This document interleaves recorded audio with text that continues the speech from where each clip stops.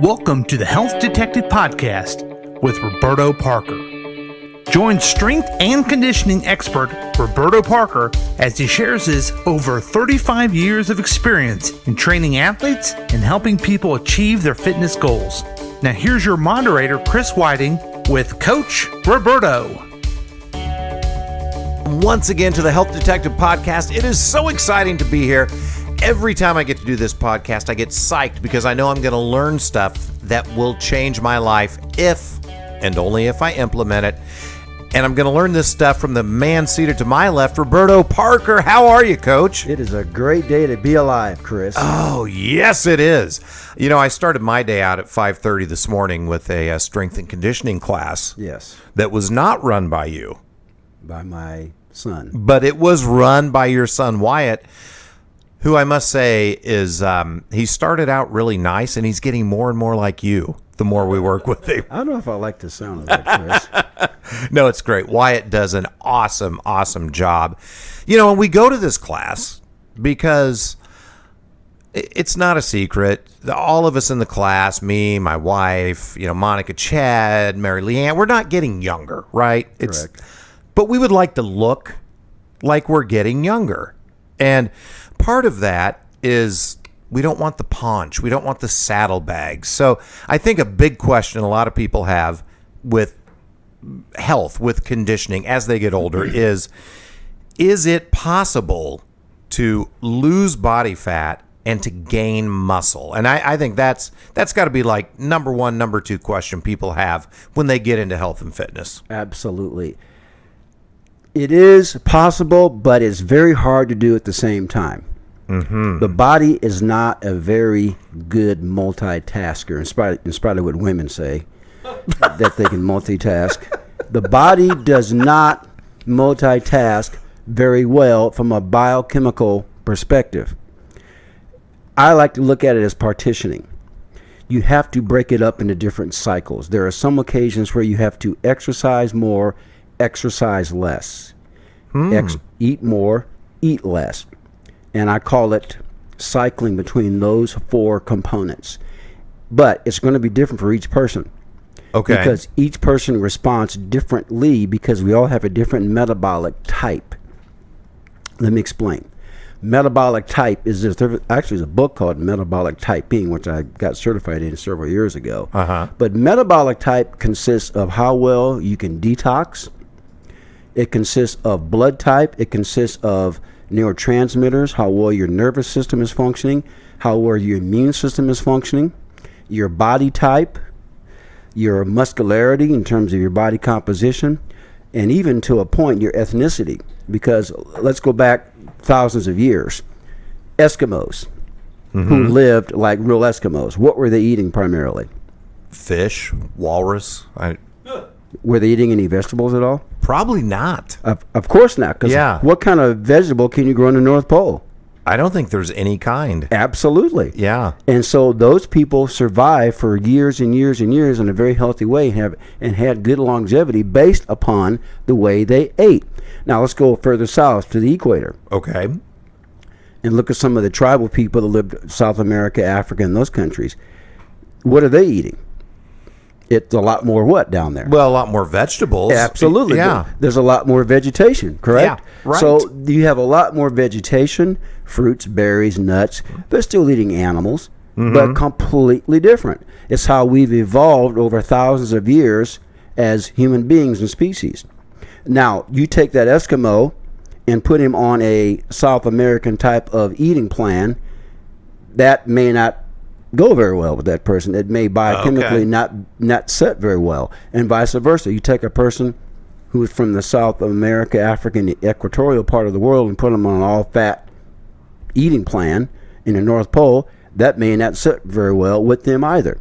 So it also depends on how we evolved and what part of the world we evolved from. Now, you take people who, let's say, lived for years in the Swiss Alps, dairy products, eating rye breads and, you know, good, healthy dairy products, you know, without all the crap in it, you know, the hormones and that kind of stuff, but good, healthy rye bread that's made from scratch.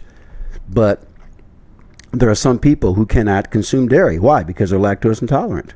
Right. So they don't detox very well. Yeah. And they don't make that certain lactose enzyme that can help break down the particles that's in the dairy product. So there are some humans, though, that are okay with dairy, that can tolerate it, do well. let me just say this about dairy. I'm not real big on drinking another animal's milk personally, but there are some people, yes, that can tolerate dairy. If you're going to drink milk, my suggestion to you is drink the healthiest kind of milk you can in terms of straight from the cow's teat. Okay? Like belly up to the cow, Well, I wrap it around the teat. well, I don't know about going that far now. Okay, I was thinking about just using. clarifying. I'm just thinking about just buying it from a farmer. Okay, gotcha. Yes. That's non-pasteurized and non-homogenized. Yeah. Okay. Now I know what you're thinking. Some people are thinking, well, what if the cow is diseased? Well, yeah, that's true. You're right, because pasteurization does kill a lot of bad toxic stuff. But pasteurization also kills a lot of good stuff. Yeah. Okay. Do you think it's made us weaker as humans? Absolutely. Okay. Absolutely, man. Are you kidding me? Human beings are so domesticated. If we were all right now to get stranded in the wild for 2 weeks, how many people would survive? My money's on you, and that's about as far as it goes. Because that's the way really were designed to live. Now, I'm not saying I want to go back and live like cave people, but I do think that there are times when our society were a little bit too comfortable, and that leads to overeating, obesity, poor posture, poor disease processes that tend to perpetuate itself, and it's mainly because we are so damn domesticated. We do. That's a perfect sound effect. Yes. So anyway, we need to be challenged more physically. Okay. So there are differences based on our genetic makeup and background, based on like where our people Right. came from. Yes, that's part of it. Yeah. But not all of it. There's so many factors Yeah. in metabolic typing. And the bottom line is this also, and whenever you change your lifestyle, whether it's eating, exercise, activity, I always go back to what I said before. SMEC. Sleep, mood, energy, cravings, and hunger. If that gets out of whack any sort of way, you need to make some more positive changes. So a person, let's say I'm going to get on the paleo eating plan. Yeah. Okay, well, if you get on paleo and you feel like that, okay, all that SMEC is in check, great, keep doing it. But if you get on paleo and you can't sleep, you're always hungry, you're always craving food, something's not right. So then that's probably not the best plan for Exactly. Whereas Yeah. it might work for Chris Whiting, Right. It may not work for Paul Lavoda, Right. It may not work for See? Roberto Parker. So everybody's going to be a little bit different in how you cycle things. Once again, eat more, eat less, exercise more, exercise less, which leads us to our topic tonight. you. Yes. Okay, can you gain muscle and lose body fat at the same time? In my experience and everything I've read, because I don't know everything, even though I'm a trainer, I'm still learning. Wow. It's hard to do. You have Very to humble of you. You have to partition it. There are times when you have to consume more protein, less protein, more fat, less fat, more carbs, less carbs. It all depends on your activity, your lifestyle, and what you're doing. And does that go back to what you said about the body is not good at multitasking? Yes. Okay. Yes. Okay. Unpack that a little bit for me. So what does that mean? Okay. If you're doing the same thing all the time, let's say you're on a low-calorie eating plan, eventually you're going to hit what we call metabolic compensation. Your body will compensate and come back at you big time, especially for females, because females, I don't want to sound sexist here, but females' bodies were designed to have kids, okay, versus men. What a sexist. Okay, well, I'm sorry. That's just the bottom line, folks. If I offend anybody out there, I'm sorry. But that is why women have estrogen and men have testosterone. And so when we fight against that, when a woman loses a lot of weight and she gets to a plateau, Yeah. eventually the brain's going to say, you know what, I've got to protect the fetus. I'm going to make you put on more body fat. Okay? Wow. Even if there's not a fetus in there? Yes. Wow. Well, I'm talking about women now. Right. Well, yes. No, I'm talking about women too. Okay. But, So with men, it's a little bit differently. Okay, but you have to partition it. For example, if you want to lose some body fat, you're going to have to cut back carbohydrates. You're going to have to increase your healthy fat intake and your protein intake. If you want to gain lean tissue, gain muscle, you're going to have to up the protein. You're going to have to up the exercise. And that's even a caveat to that. You have to do certain types of exercises. If you're going to go out and just run 5 miles a day, you're not going to put on a lot of lean muscle, in my opinion. Yeah. Okay, you're going to actually lose some muscle. Now, some people out there might disagree with me because they're really into distance running. But if you're going to go out and run 5 miles a day, yeah, you'll lean up, but you're going to lose some muscle and some fat too, but you're going to lose a lot of muscle. So if you want to put muscle on in a very healthy fashion, you have to find some way of strengthening the muscle, challenging the muscle more in a weightlifting type of way, body training type of way. You have to find a way to challenge that system, the muscular system. It's interesting. You talk about, you run 5 miles a day. It's not going to build muscle. If anybody watches the Olympics or like track and field, if you look at the athletes, you compare the sprinters to the long distance runners, you don't see, especially in the upper body on the long distance runners, you don't see a lot of muscle mass, muscular definition, but man, those sprinters are stacked. I know they are. Yeah. Particularly if you're looking at the sprinters like the 400 meters, even the 1 milers, which is really the mile run, is really a sprint today, really. Yeah. But those people are pretty well developed. They got long, lean, flowing muscles. And I suppose that's probably what most people would like to look like. I would guess. Yeah. Okay. Not really a real skinny marathon runner, and not a real short, bulked up 100-meter guy either. I mean, not all of them are, but like a guy like Usain Bolt's pretty tall, actually. Yeah. But my point is it possible? Yes. It just takes a lot of work to do that in terms of how you monitor your exercise program. Sets. How many sets? Reps. How many reps? What type of load? Are you going to go light? You're going to go heavy? You're going to go in the middle? Yeah. Tempo. How fast are you going to move with the load? Okay. Rest intervals. How much are you going to rest? All those metrics play a huge factor in how much you're going to muscle up and lean up, and also how much body fat you're going to lose. For example, if you're trying to lose mainly body fat, you've got to get on some sort of non-stop circuit going from station to station to station to station, kind of like you do with we just did that this morning. In the mornings, you go non-stop, boom, boom, boom, boom. And circuit training has been proven through the data that is just as effective, as probably more effective actually, than going out and running and doing cardiovascular aerobic type of training. Yeah. Circuit training with some power intensity involved is just as effective. Now, there's different types of circuits you can do. For example, you could go out and do like a walk, jog, sprint around a track for 10 minutes. Yeah. Okay? That's probably a little bit more on the cardio aerobic side. Sure. Okay. You could also do a routine, for example, where you might take a kettlebell with you to the track. And I've actually done this. And you could jog a lap, do 20 kettlebell swings. Jog a lap, do 20 kettlebell swings. Now, how can you make it more intense? You sprint a lap and do 20 kettlebell swings. Sure. You see I'm going here? Yep. So now we've changed the total metrics of what we're doing. Because now, if you start putting in more speed, agility, strength, that leans more towards muscle building strength. Yeah. Okay? If you lean more towards just nonstop with very minimal load, that's getting into a little bit more fat burning. Now you have to coincide that with what you're eating. Yes. So if you want to lose body fat, you've got to cut down the bad carbohydrates. The bad carbohydrates are stuff that doesn't have a lot of fiber in it. Yeah. If you're going to want to increase muscle, you've got to increase your protein intake, and you've got to load the body with some heavy intensive training. So are you saying that if you're that good carbohydrates, things with high fiber, are okay if you're wanting to cut down body fat, or is that more of an individual Well, I thing? say good fiber because good fiber can negate that glucose, that insulin spike that you're going to get.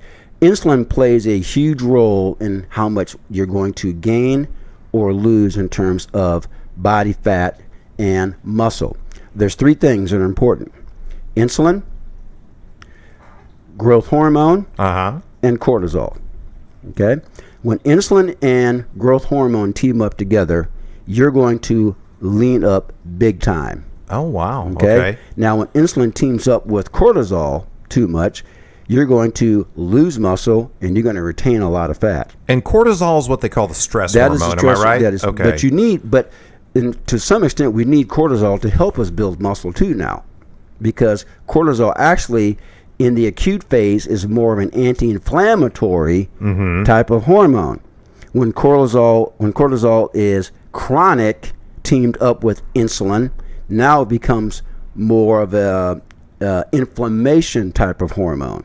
Okay. Which also leads to a lot of diseases and achy joints and that kind of thing, and a lot of symptomatic issues. So insulin, cortisol, growth hormone, those factors, especially insulin and growth hormone. And when is your body making most of the growth hormone? Yeah, you got me. When you sleep at night. Oh, okay. Shoot. That's when the pituitary gland in your brain makes growth hormone. Now, here's the downside. As we age, we don't make as much. Yeah. Okay. That is a downside. That is a downside. And also, as we age, you become less insulin sensitive, meaning that insulin is not doing its job in terms of helping you build lean tissue. Oh my God. Okay. So how do you counteract that? Yeah, that's the big question. You have to change your lifestyle. Oh, it always comes back to man. that.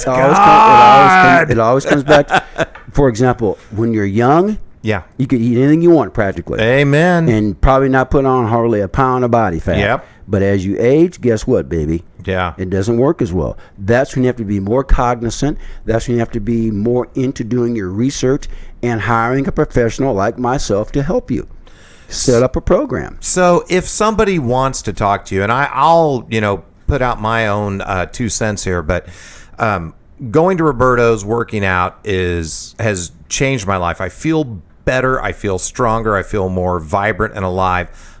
I also know I need to change the eating. We've talked about that. I'm working on it. But if somebody wants to get hooked up with you, because this is complex stuff that you're talking about, you've put your life into understanding this. How can they get in touch with you to work with you? Call me at 816-405-7703. My email is rwpsports@yahoo.com. I want to touch on what you just said there about being complex. It is complex, but in a very simple way. Mm-hmm. The brain is the master control of our body. The brain controls the nervous system, the immune system, the lymphatic system, which helps to detox our body. And the brain is going to function on whatever you do to your body. Basically, it's going to make adjustments to that. Okay. And the nervous system pretty much controls everything outside of the brain. Well, the nervous system really is a part of the brain. Right. And that involves your immune system. That involves your digestive system. All those systems are working under the umbrella of the nervous system. And so, like I said, as you age, some of these systems are not firing as well as they should be. Mm-hmm. That's when you really have to make some changes relative to the way you're eating, getting in a good activity program, some good exercises that you're going to best respond to. Getting back to exercise. Some people are going to respond better to more weightlifting. Some people are going to respond less to more weightlifting. But everybody should do a little bit of strength work. Mm-hmm. You follow me? Yep. I love to lift weights. Yeah. That's what I best respond to. Mm-hmm. Other people might say, well, I like to lift weights, but I like yoga a lot too because it just makes me feel good. Yeah. Well, fine, then do that. I'm not negating those things or discounting those things at all. Right. But you've got to find your sweet spot that's going to work best for you. Be it yoga, it could be power yoga, be it being a vegan, which I don't professionally really agree with, but if that's what helps you the most, then do it. Yeah. Okay? When you go get your lab work from your doctor, if your cholesterol is good and your blood sugar is good and the other blood biomarkers are good, then keep doing what you've been doing then. Yeah. If you're not stressed out, if you're sleeping well at night, if you're not having any food cravings, if you don't have mood swings, then keep doing what you've been doing. But if any of those areas, getting back to that SMEC acronym I used, if any of those areas get out of balance, something is not right. You've got to do a deep diagnostic investigation. Once again, that's why people come to me to Right. find out what's going on, with some lab work, with some questionnaires, with some assessments, with some evaluations. And sometimes, it's going to take months to find out what's going on with you. Yeah. It ain't going to happen in just one session, by the way. Ain't that the truth? So, Well, give me your number one more time. 816-405-7703. My email is rwpsports@yahoo.com. All right. Hey, another great episode, folks. Thanks for tuning in to the Health Detective Podcast. If you want help with this, reach out to Roberto. He knows what he's doing. I have no clue. Anyway, we'll talk to you next time.